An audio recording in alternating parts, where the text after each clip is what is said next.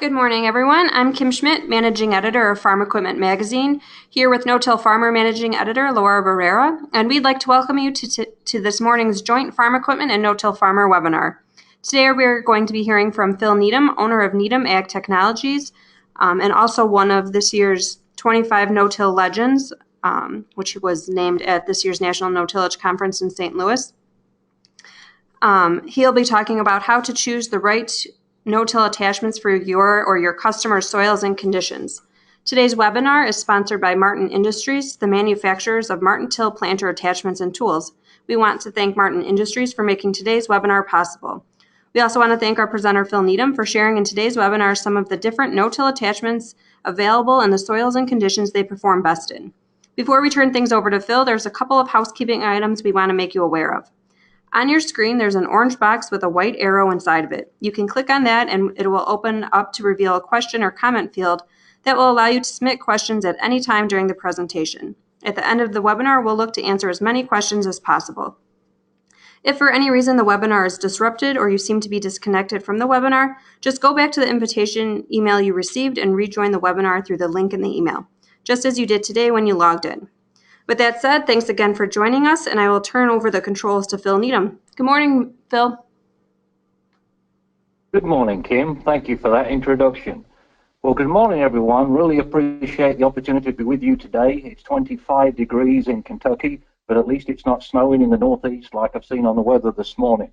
It's a big country, and I'm guessing there's some visitors from other countries here also, but it is a big country here in the U.S. with a lot of growing conditions.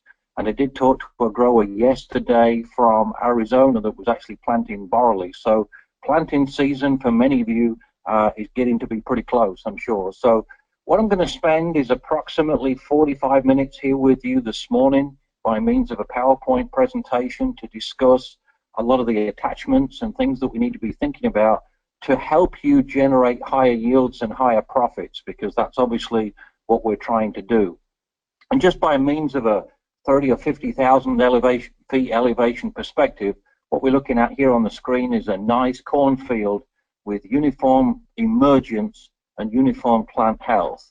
And that becomes more of a challenge as we start no-tilling, okay?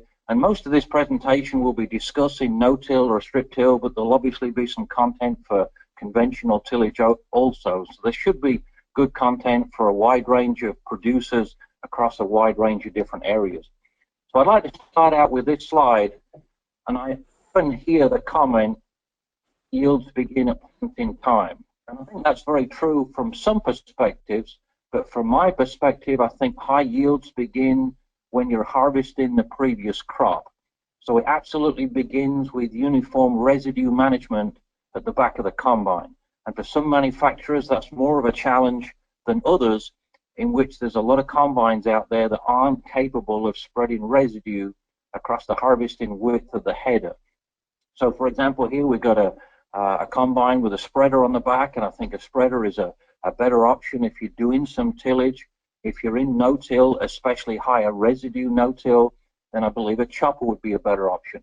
But either way, whether it's a spreader or whether it's a chopper, it's important that that combine does a good job spreading residue as evenly as possible across the harvesting width, because just the differences in crop residue, like I'm showing here in this image, can have a huge impact on the speed of emergence of a following crop.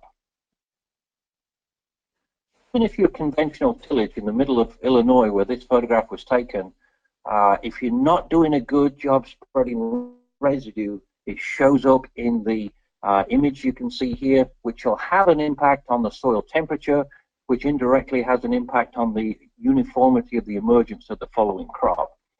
We often see that. So I work as an agronomist, and we often see significant differences in emergence. And all of these corn plants or seeds in the bottom right-hand corner, by means of an example, came from the same row within a no-till field. So we are obviously looking for high standards of emergence uniformity, by which this is an example of what isn't very uniform. Peter Johnson in Ontario allowed me to use this slide. This was some research he did in no-till conditions in 2016. And what he found was on day one, if all of the plants emerged within 1 day, which is basically what that means, he saw he had 100% yield potential.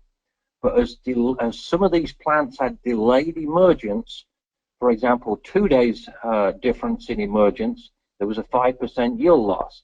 All the way to day 6, so if a plant emerged 6 days later than the first one, he showed a 42% yield loss. So some of these yield reductions are huge, and there's a lot of specific elements that have an impact on corn emergence, and that's pretty much what we're going to be spending time on this morning, trying to figure out how to get a better stand, better percentage emergence, but more uniform emergence also. Historically, a lot of no-till coulters used, and there's some areas across the country that still use a no-till coulter. I'm going to suggest for anyone that's still using a no-till coulter, make some good observations. And if you ever see, especially within moist soil conditions like I'm showing here on a silty loam soil, if you ever see the no-till coulter throw out soil like I'm showing here, that would be a good example of when the no-till coulter needs to be removed. Because a aggressive wavy coulter like this, if it throws soil out, like we're showing here, it gets underneath the gauge wheel, as you can see in this image, and actually changes the seeding depth. Not only does it change the seeding depth, it often throws soil out of the seed zone or the seed row, making it more of a challenge to close the seed slot consistently. So there, in my opinion, there's very few environments where a no-till coulter helps, but there's a lot of conditions where a no-till coulter actually hurts, and growers need to be aware of where those conditions are. About the only set of conditions I have seen a no-till coulter to be positive is if you're seeding or planting into heavy, thatched, tight residue, maybe in a field that was in CRP, maybe a field of no-till corn into pasture. Either of those would be examples where I think a no-till coulter would help. But if you're seeding in conditions like this, I would encourage the no-till coulters to be removed. And this is another example of where a no-till coulter has some detrimental effects. So on the bottom left-hand corner, as you can see, was a piece of soil that was thrown out with a no-till coulter. So the gauge wheels climbed up on that chunk of soil, and as a result of that, you can see there is a seed to the left and another seed about 6 or 7 inches down the row that was shallow. So no-till coulters can have a detrimental effect on seeding depth. So if you see conditions like this or occurrences like this, again, I would encourage the no-till coulters to be removed. You're planting crops such as soybeans into corn stalks in a no-till environment, similar to what we see in here, and a lot of producers have been successfully no-tilling soybeans into corn stalks. There's few environments where tillage help. If you can add row cleaners to a planter, it's going to eliminate some of the issues that you see in the row to the left-hand side, in which a large cross-section or a cross-hatching of corn stalks actually raised up the gauge wheels, and then the seeds were planted shallow and didn't emerge, especially in drier conditions. So it's going to be important as we move forward to part the residue to help get better gauge wheel following of the ground, more uniform down pressure, and more uniform seeding depth, in addition to soil warming that we'll discuss in a little bit more detail in a moment. Plan of row cleaners in most environments, row cleaners are going to be positive. The only environments where row cleaners are going to struggle is in tall cover crop. We'll discuss these issues here in a moment. But if you're seeding in higher residue no-till conditions, and this is a good example where a grower was no-tilling corn back into heavy wheat residue that wasn't very well distributed, it's going to be impossible in some of these environments to get uniform seeding depth if you can't cut through that residue. So in many environments, you're much better off using a row cleaner, the residue, rather than a huge amount of downforce with the coulters or the double disc openers to try and cut through it. So historically, a fixed row cleaner was available on the market, and there's certainly still a place for fixed row cleaners. The place where a fixed row cleaner still performs better than a floating one would be in heavy residue conditions further north in the US, where there's not been a lot of residue decomposition over the winter months, and a floating one sometimes can climb up over that dense residue. But if you've got more residue that's broken down, we'd certainly recommend the floating one. The floating one offers the benefits of better terrain following ability, especially on more rolling soils, because this is an example of a fixed row cleaner. On the right-hand side, it was digging. On the left-hand side, it was barely parting the residue. So we find it to be very difficult to set and adjust a fixed row cleaner so it parts residue consistently. And we often see examples like this, in which the left-hand row has corn that's approximately a leaf stage ahead of the next row over to the right, just because of the difference in soil warming. And we often see heavier residue has significantly cooler soil temperatures underneath the residue. We really prefer the floating row cleaners, have the ability to raise and descend to adjust for slight topographical variations in the soil surface, okay? So you don't have to adjust them. In most conditions, you'll drop them all the way down until the aluminum depth band, which is what I'm showing here, contacts the soil surface, and that basically sets your depth. So the teeth around the outside of the depth band won't ever engage the soil deeper than what the depth band is riding on the soil surface. So they basically adjust or set your depth. Now, there may be some soil conditions which are looser. You don't need them set quite that deep or that quite as aggressively. Within those environments, you can obviously raise them up. But a lot of conditions that I work with in no-till areas, we're allowing the row cleaners to go all the way down and float to part residue beyond the gauge wheels, similar to what I'm showing here. So these are 4.5-inch wide gauge wheels. You've got about 1.5 inches between them for the double disc. You've got about 10 or 11 inches that you need to clear a band within with the row cleaner to get good, consistent ride quality of the gauge wheels and the row unit. Even in heavier environments, this is in Kentucky, no-tilling corn back up into heavy corn stalks. Within most of these conditions, as long as you've got decent residue deterioration over the winter, a floating row cleaner like this works very well. And this one's shown with the Martin UMO 100 fertilizer opener that can put fertilizer 1, 2, or 3 inches off to the side, even with 3/4 below or 3/4 above seed depth. So it gives you 9 options from a point of view of placement. When we start looking at no-till into cool, wet conditions, we see increasing benefits to getting nitrogen and often sulfur and sometimes other nutrients, but principally nitrogen and phosphorus in a band under that row. So as that seed germinates and the roots grow outwards at 30 to 40 degrees, they're hitting that band of fertilizer. And later on, if I get time, I'm going to compare and contrast surface applied applications or dribble applied applications of fertilizer on top of the row, because we've seen, especially in dry seasons, the roots are growing away from the fertilizer that's on top of the ground rather than towards it. So I think in high yield systems, high yield no-till systems, and cooler soils especially, it's very positive to have a band of fertilizer under the row and to the side so the roots can grow towards it. Often in Kentucky and the southeast US, it's pretty common to be planting soybeans in a double crop environment into heavy wheat straw. And the Kentucky state average is around 80 bushels per acre now, and we often have fields over 100 bushels per acre.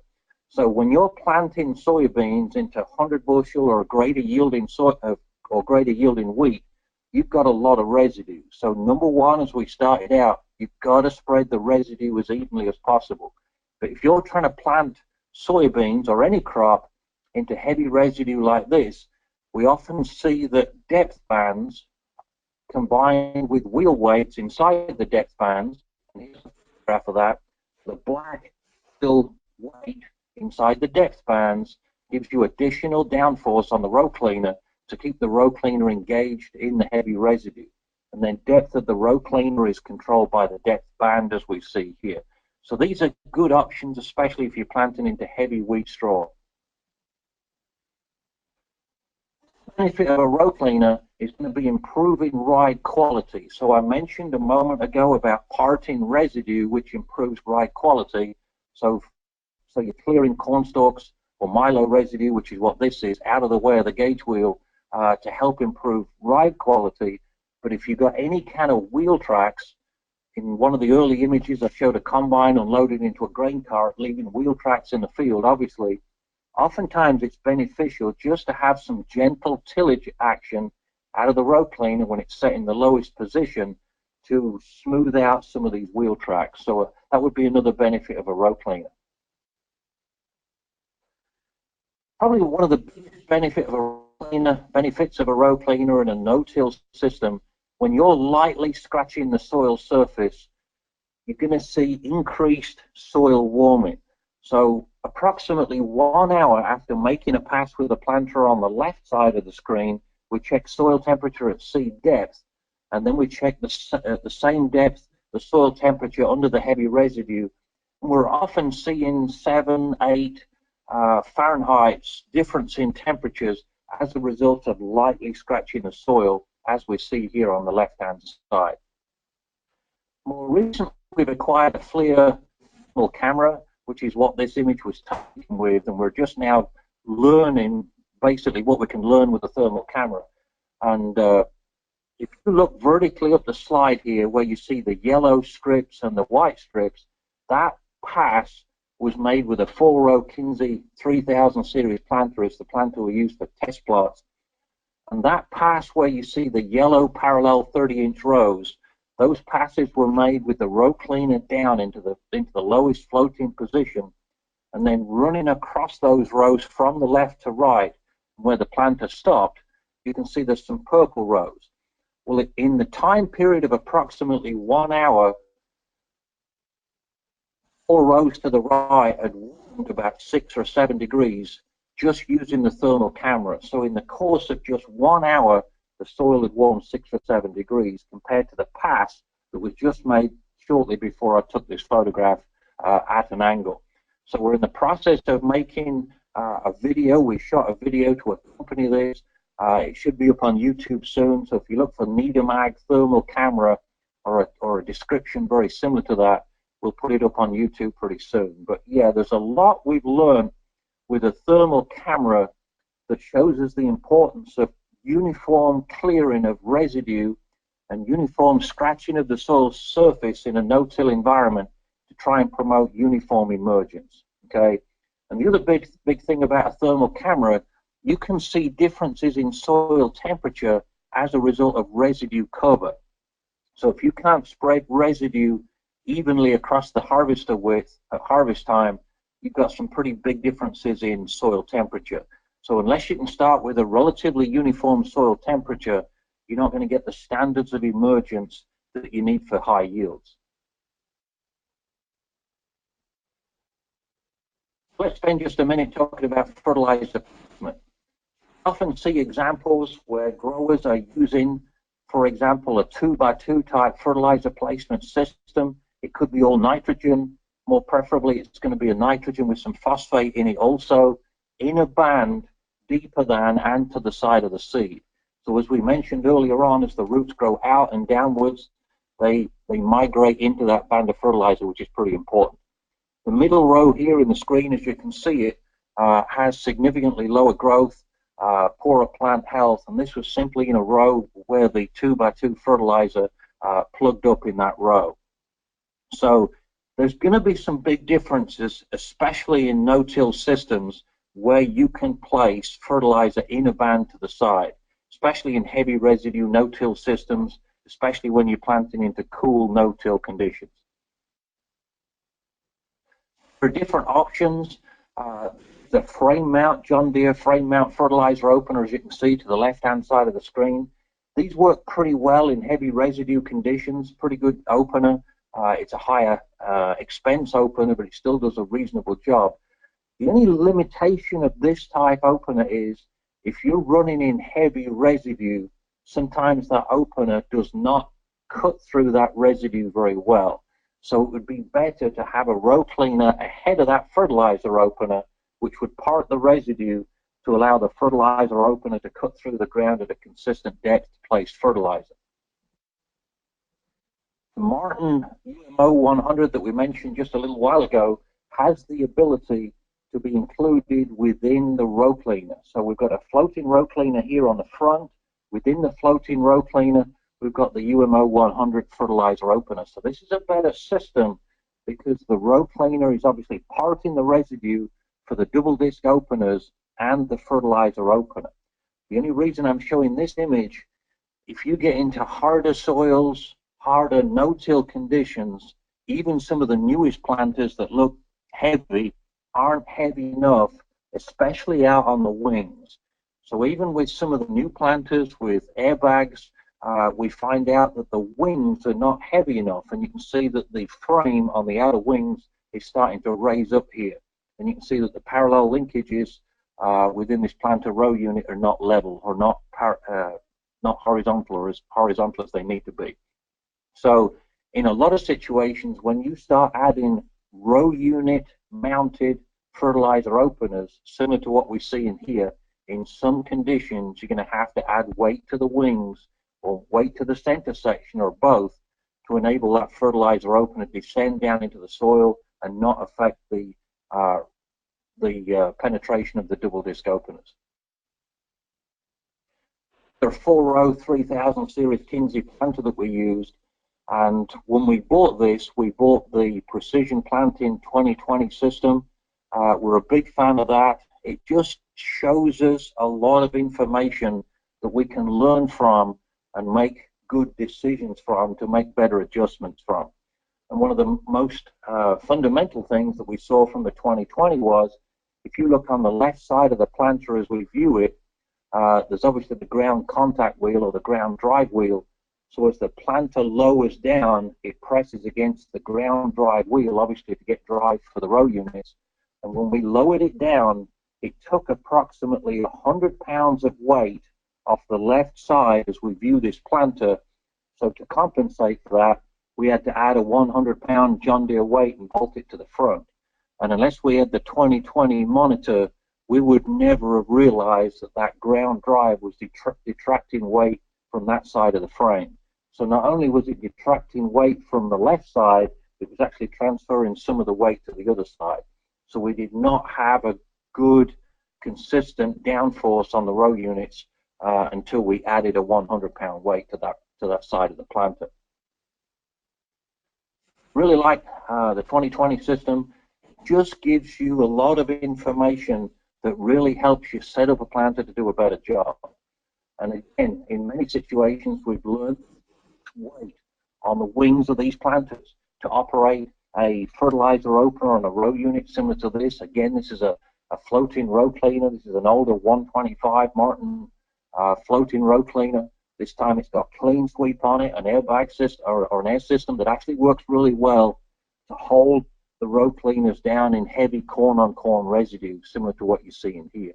So again, the Precision Planting system or the Precision Planting 2020 monitor allowed us to learn where the weight needed to be placed on the planter and how much. A lot more people are planting into cover crops now, and we'd certainly encourage that. The more residue and the more cover you can keep on the ground, especially in higher rainfall areas, the more we can control or reduce soil erosion. So I'm a big fan of cover crops. This is just this is rye, rye in this example, not cereal rye, but planted into it pretty small.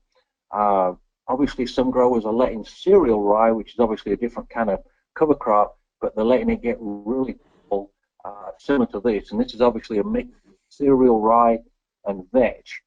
This is my son, and he's 6 foot tall now, so some of that vetch is as tall as him. And I really encourage growers to plant into cover crops. However, I've seen challenges planting into tall cover crops like this. And one of the challenges is just being able to plant through it, get consistent emergence and the kind of yield potential that you'd have with planting into it when it's smaller. So I'm quite concerned about planting into cereal rye, especially if you're planting corn into cereal rye. I know Ken Ferry, the Farm Journal agronomist, he's seen significant yield losses planting corn into cereal rye. So the only situations I would encourage planting into cereal rye is if you don't get it very thick, and I would encourage you to terminate it when it's a little bit smaller. Certainly not let it get this high, but again, if you've got experience otherwise, then I'd go with the experience in your area. Planting soybeans into cereal rye is a much easier process, especially with a grain drill like this one. This is just a John Deere 750 that we use, and you'll see the weight on the back. That weight weighs 2,200 pounds plus the steel frame that it sits on. And without this weight, we could not cut through this cereal rye at all. We were just having problems cutting through it, and we had to add a block of weight on the back to try and hold it down into the ground consistently. So I'd be encouraging you to look at weight. I'm not saying you need weight everywhere, but I'm going to say there are a lot of environments where weight has to be added to a drill or a planter to get the kind of consistency of soil engagement of the row units that you need. This planter this drill is also equipped with the Martin 20-point wheels that do a much better job closing the seed slot, especially in higher residue no-till conditions, and certainly don't bounce as much as the standard cast wheels. This drill is also equipped with the narrow gauge wheels. A lot of producers are putting narrow gauge wheels on drills and planters just because they do a better job following the contours of the ground and leaving more residue standing, which is very important if you're planting into corn stalks, because the standard 4-inch or 4.5-inch wide gauge wheels are often too wide and they climb up on more corn residue, influencing seeding depth. So a lot of things going on here, but I'd certainly encourage you to consider more weight, especially if you're planting into higher residue environments or harder soils, or the combination of the two. I want to spend just a moment here about seed firming. This photograph was taken 3 days after the crop was planted, and we had a big rain after it was planted. But we often see seeds that are not pressed all the way to the bottom of the seed slot, and there's various reasons why they're not. So we're really a fan of Keaton seed firmers, because the Keaton seed firmers, especially in no-till conditions, do a good job pressing those seeds down to the bottom of the seed slot to try and achieve more consistent seeding depth. And you can also see in this image the sidewall is quite smeared behind the seed and to the left of the seed. So when you get into higher clay content soils, especially when you're planting into cool, wet, no-till conditions, we do see a lot of sidewall compaction. We'll talk about that in just a minute. But we really encourage the use of the Keaton seed firmers. We found that maybe 1 or 2 years into adding them to the planter, they have adequate downforce. After year 2, they often lose a lot of their downforce, and to wear them out, we encourage you to add the Mojo wire, which is just a simple spring arrangement that will press the Keaton seed firmers down. And in a lot of environments, it gives them another year or two's worth of use. But generally speaking, in most environments, a Keaton seed firmer has enough downforce for maybe 1 or 2 years. And the 3rd year, we would suggest adding the Mojo wire just to give it more downforce again. If you've got a drill similar to a John Deere single disc opener, there are some different firming wheels on the market. This is one I designed. It's called the V8 firming wheel. We actually made this wheel, or designed this wheel, by making concrete molds of the seed slot. So we basically made some concrete forms and used some quick setting concrete. And we made some forms of the seed slot. So we found that the seed slot is tapered on one side, almost straight on the other. In most environments, it's between approximately 5/8 and 3/4 of an inch in width. And having a wheel that matches that profile is pretty important. This V8 firming wheel has the same bearing within it that's within the gauge wheels. It's what we call the 5203 bearing. So that's a very good long life bearing. So we're adding longer life and a better job of firming seeds into the bottom of the seed slot. So basically collecting the seeds and pressing them down to the bottom of the seed slot is really important, especially in low moisture areas, because sometimes getting the seed locked into the bottom of the seed slot, whether it's corn or beans or wheat, is pretty important to try and get more uniform emergence. Spend just a few minutes talking about different closing systems on planters and drills. Planting in higher moisture, no-till conditions similar to this, I think you're always going to be challenged with a pair of smooth, standard factory wheels. The depth here on the closing wheel arm tail is in the first notch, but in these conditions you could crank the down pressure up to maximum and still not close the seed slot. You just physically can't close the seed slot in these conditions, oftentimes with standard factory wheels within these conditions. And there are many similar variants of wheels on the market. Some are rubber, some are plastic, some are forged, some are cast, but the same principle exists with a lot of these closing systems in heavy residue, no-till conditions like I'm showing here. It's really a challenge to get the seed slot closed within these conditions. So if you're having challenges planting into these conditions and getting the seed slot closed, different options such as spading wheels. One of the biggest benefits of a spading closing wheel is it will help spade in the smeared sidewalls to help eliminate sidewall compaction. If you're no-tilling into heavy residue, cool, especially clay soils, we see a lot of sidewall compaction, and this is a good example running right to left. And we also see it in wheat. So this was a wheat plant at harvest time where we could still see the sidewall compaction as a result of planting this crop in wet conditions.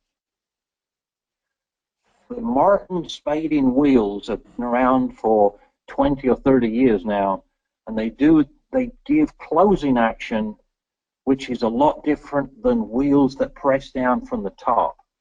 With minimal to no down pressure, they're able to engage the soil as shown here in this image from both sides, pressing the seed slot closed from the bottom. So they're not relying on compression from the soil surface, they're squeezing the seed slot closed from the side. And the principle of leaving loose soil above the seed is very important, and we've seen faster emergence in conditions that look a lot like this, where we're comparing a pair of spike wheels. These are 13-inch spike wheels.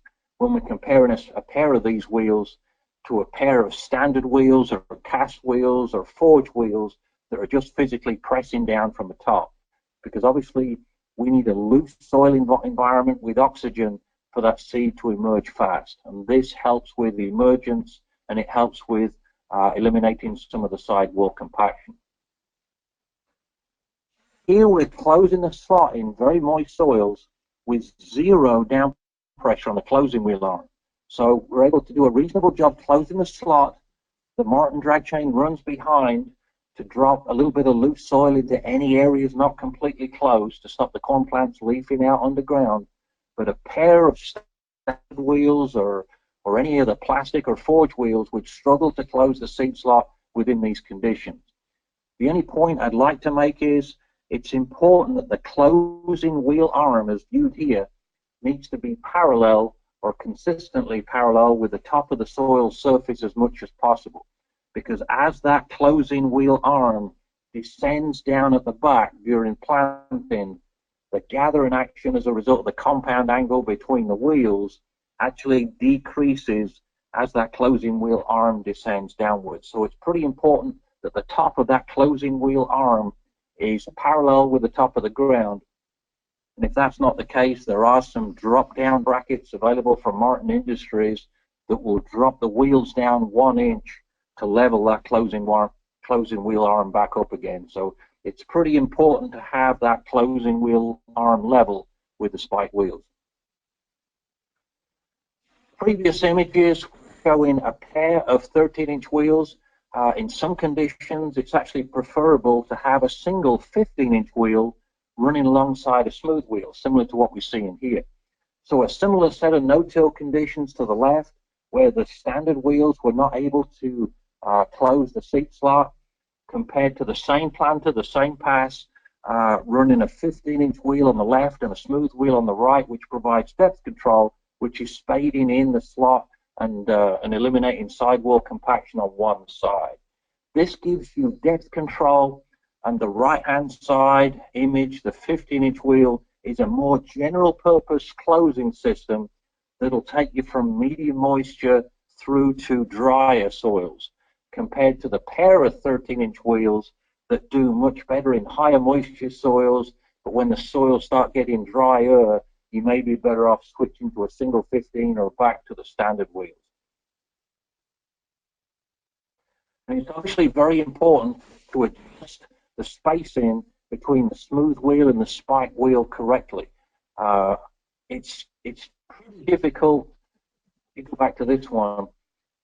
Pretty difficult, if not impossible, for the spading wheels to get into seeds if they're correctly spaced. The correct distance from point to point on a pair of 13-inch spike wheels is 2.5 inches. So you're 1.25 inches away from the seed. So there should be no conditions where the spike wheels, as shown in this example, should get into seed. Maybe the only set of conditions if you was turning pretty tight, which we wouldn't recommend.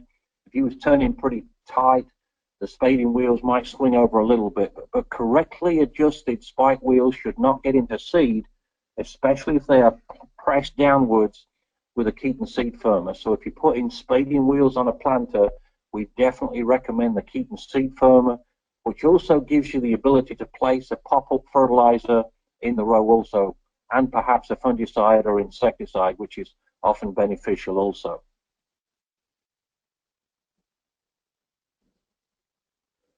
This is some yield data, came from practical farm research, and these guys need to be commended because they're doing a lot of practical research, just as their name suggests. So they're looking at different closing systems.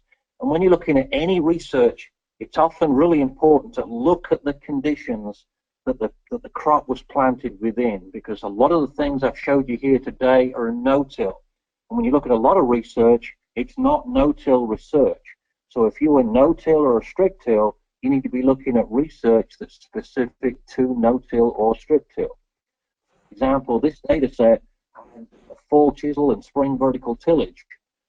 So this is a good set of data that would be specific to that set of conditions.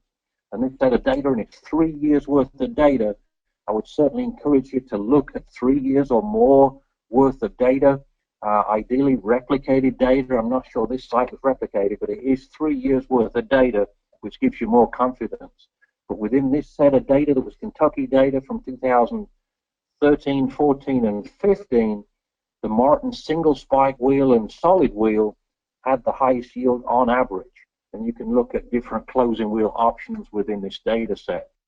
But again, I'd encourage you to look at research preferably from your area, and look at research that represents your tillage practice.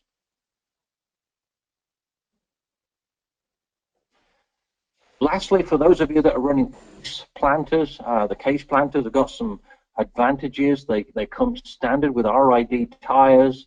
They come standard with slightly smaller diameter row opener discs. They have a slightly smaller included angle between the row opener discs, so you've got a smaller, more acute seed slot in size. And if you are planting into higher moisture, no-till conditions, similar to what we're showing here, Martin makes what they call the SCW899, which is a pair of spike closing wheels. They basically replace the two 9-inch standard factory discs, and they do a much better job closing the seed slot, especially in high moisture no-till conditions. So they actually do a good job, combined with the rubber packer wheel at the back that firms it back down gently. That's a pretty good closing system for a case planter. Okay. I'm going to turn it to you. I'm guessing you've got questions. Okay, well, thank you, Phil, for going through that presentation. We do have a couple of questions submitted today and from previously, so I'll just go through them. First question we've got, and I know you kind of addressed this at the beginning of the webinar, but what recommendations do you have for planting into high wheat residue? Sure. So as I mentioned in the presentation, it's pretty common here to plant soybeans double cropped into wheat residue. And if you get 80 or 100 bushel wheat or higher yields than that, the proportion of residue increases obviously with yield. So absolutely step one is to make sure the residue is spread as uniformly as possible at harvest time. So that's going to be step one. Leaving the residue as tall as possible, preferably using a stripper header, that would be step two, because the more you can leave residue tall and standing, the less you're going to give the combine an opportunity to mess up the residue distribution. So that would be step one and two. Once you've got the residue spread evenly and preferably leaving the stubble as tall as possible, I'm going to suggest the next step would be to find a floating row cleaner. And if you're planting into heavy residue, you probably need one or two sets of wheel weights per row. Each wheel weight weighs approximately 4 pounds, so a pair would be 8, 2 pairs would be 16. An air system, such as the precision planting clean sweep system, would also give you some benefits to hold in or press in those row cleaners down to keep them consistently engaged in the residue. So those would be my suggestions, Kim, from a point of view of setting up a planter for no-tilling soybeans into wheat. Okay, great. Thanks, Phil. This question was submitted this morning. This person is wondering if row cleaners are necessary for no-tilling into silage corn stubble. Do you feel that there's probably enough residue there that row cleaners are necessary, or what advice would you give to this person? I'm going to guess if it's corn silage and most of the residue being removed, the benefits of the row cleaner would be reduced. However, if you was planting at an angle to the silage rows and that corn stubble was sticking up 4 inches, 6 inches, whatever it is, having a row cleaner in front of the double disc openers to blow those crowns out of the way would probably be positive.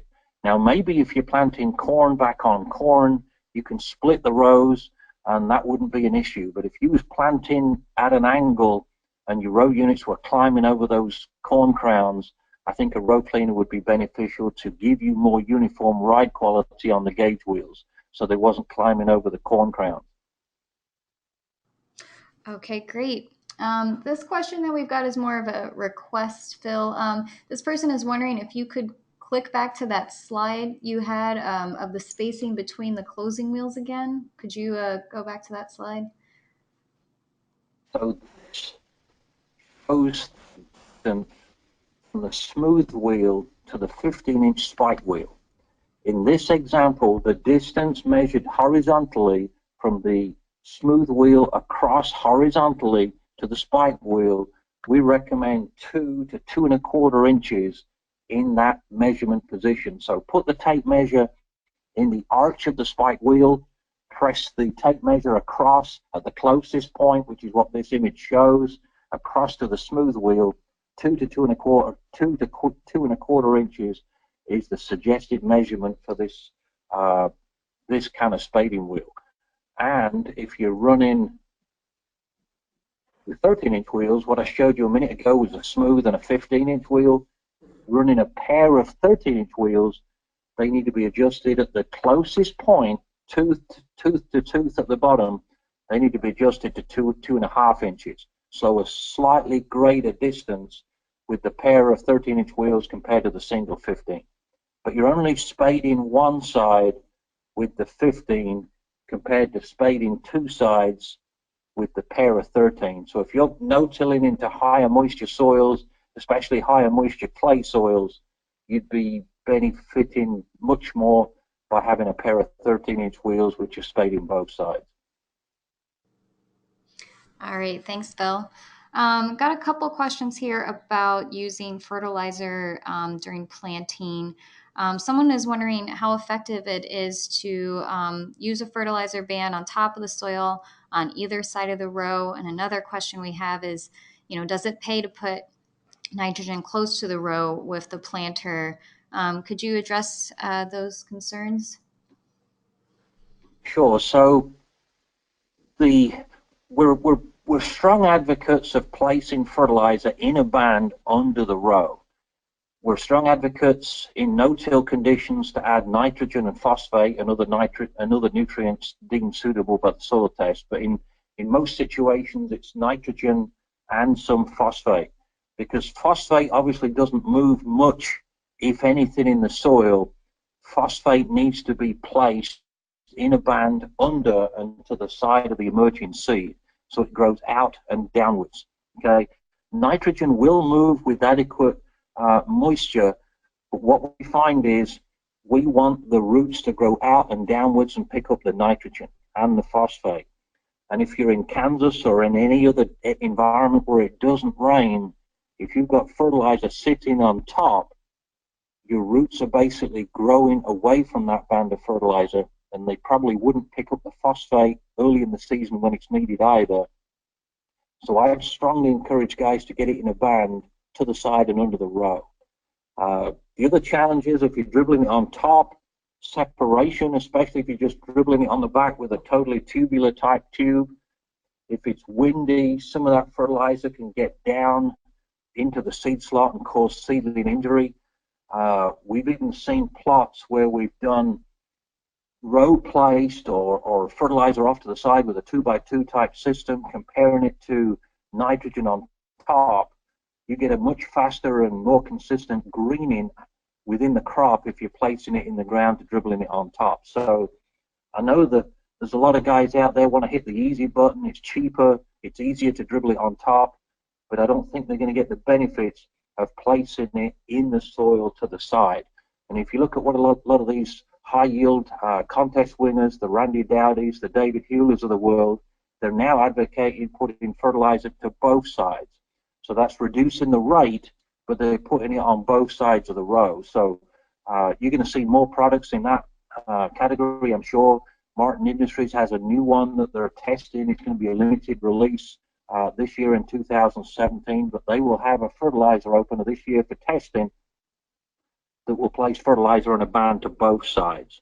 The only concern with that is it will take a newer style planter that has adequate downforce, or the ability to transfer weight from the frame to the row units to be able to maintain consistent downforce on the row. So yeah, just a few observations and thoughts when it comes to fertilizer on top versus in the ground. The only thing I will add, if you get any kind of stress conditions at all, high moisture stress, dry weather stress, the fertilizer positioned off to the side really shines in them conditions, Kim. All right, thanks, Phil. Another question we have is about down pressure. Can you review the change in down pressure when using the top drive system?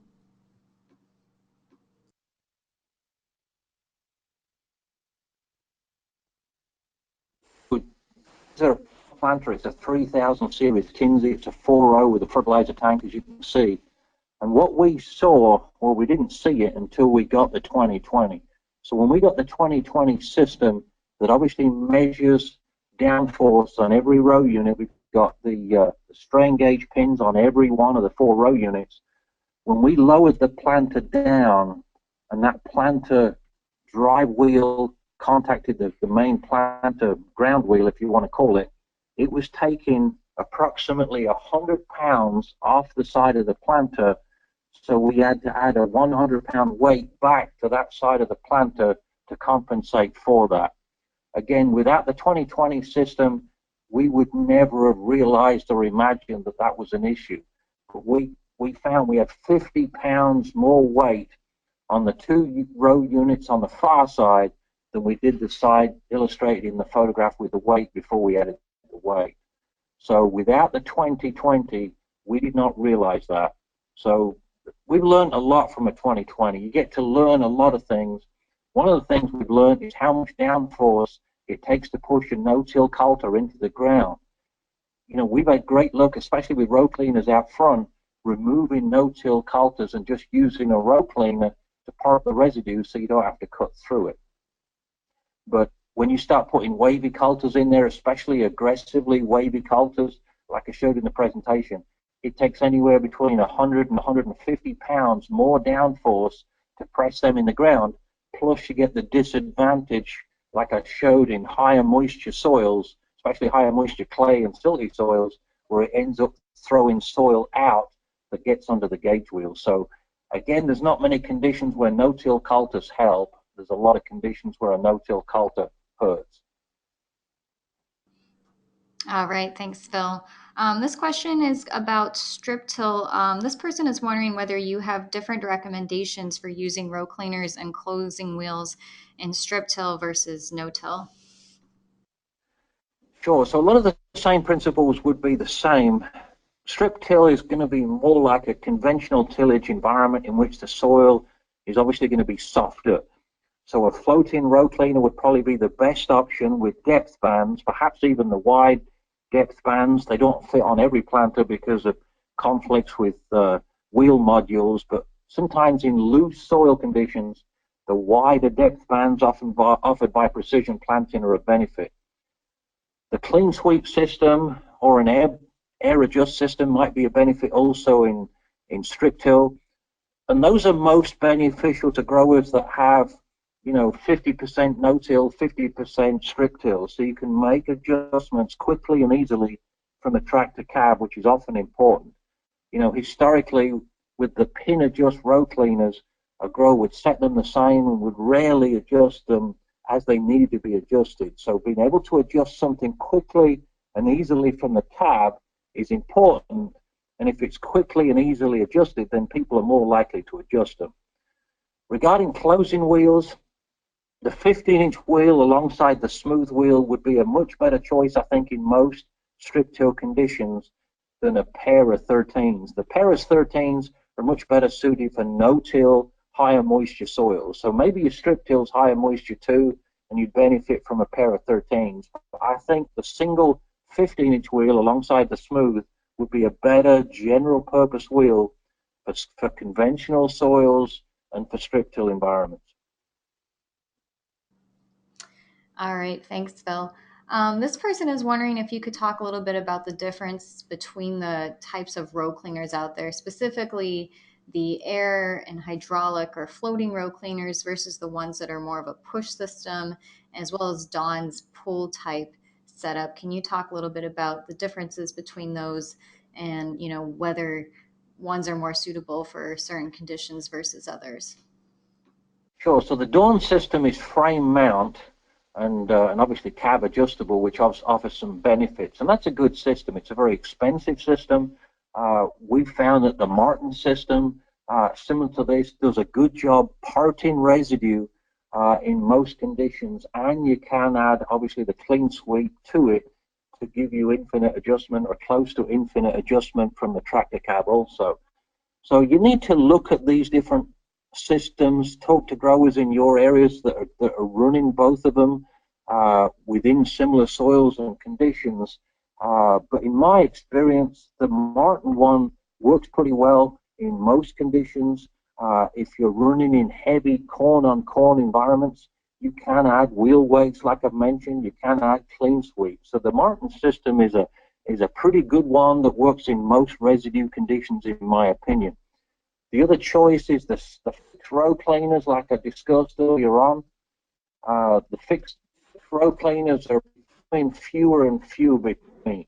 I think Martin's told me less than 5% of their sales now are a fixed row cleaner design, so 95% of the industry is floating now. And there's just a lot of benefits to the floating row cleaner, in which if you're on ground that's just gently rolling, or terraces, the floating row cleaner is able to float over the soil conditions to part residue and lightly scratch the soil surface much more consistently than a fixed one like this that tends to dig.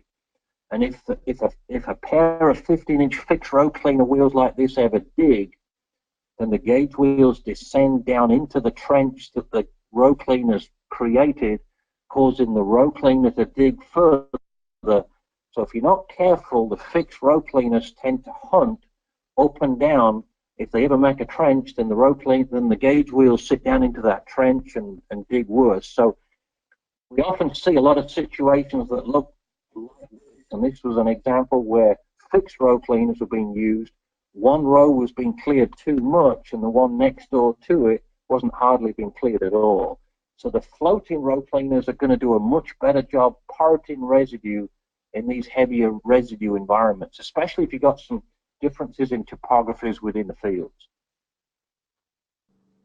All right, great, Phil. We've got time for one more question.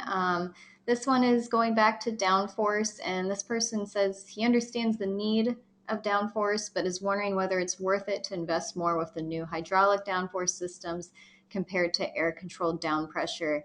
Can you talk a little bit about that and what you would recommend? Looking for my photo. Give me just a second. I think it's further back. I was going to bring up the 2020 image. Right here. I'm going to say the answer to that question would probably lie within watching that bottom left-hand corner of a 2020 display. To an extent, you could watch it without a 2020 just by riding behind or riding on a four-wheeler alongside. But the 2020 will give you much more substantial evidence into the benefits of a hydraulic or an air downforce adjust system that adjusts automatically based upon the load cell values within the row units. And what we often see, another important piece, it's not just the margin, it's the percentage ground contact. We often see areas in the fields where the gauge wheels lose 100% ground contact. So we're normally pushing the margin up within those areas to try and make sure that gauge wheels are in 100% contact with the ground all of the time. But if you've got fields with different soils, different topographies, you see huge differences in the margin number, the 118 I'm showing here on the screen. You see it go from almost zero, maybe up to 200 pounds in very light, loose areas of the fields. So having an adjustable system like Delta Force is really positive from a point of view of maintaining a more consistent margin on a row-by-row basis as that planter moves backwards and forwards across the field. I'm going to say the environments that benefit most would obviously be rolling fields, would obviously be fields with a lot of soil types, which is most fields, but a combination of different soil types and different topographies, maybe even fields that half of the field's been tilled and half of the field hasn't been tilled for different reasons. All of these would be examples that would stack the benefits of a Delta Force type system definitely in the grower's favor. Right now, with commodity prices, it's going to be more difficult to justify short term. You're looking at a longer payoff, but there's going to be a lot of benefits to these systems within the environments I've mentioned. Okay, we've had a number of questions that we did not get to, so if your question wasn't answered, we will be sharing those with Phil, and he will answer those and get back with us. Before we conclude, I just wanted to give everyone a heads up that when you log off today, you'll receive a questionnaire to complete. It's simple, easy to complete with just a few questions, and your answers will help us determine the value of today's webinar and plan for future webinars. Second, we'll be making available via email to you a replay of today's webinar in the event you'd like to go back and review the entire presentation or parts of the presentation. You'll also find the replay up on our No-Till Farmer and Farm Equipment websites shortly under the Resources tab. There you will also find our archived webinars, so you can go back and listen to other recently completed webinars if you'd like. Thanks again to Phil for leading today's presentation and to Martin Industries for sponsoring this webinar. Also thanks to Joe Kinsley, who was our producer for today's webinar. Thanks again for joining us, and we hope your preparations for the 2017 growing season are going smoothly.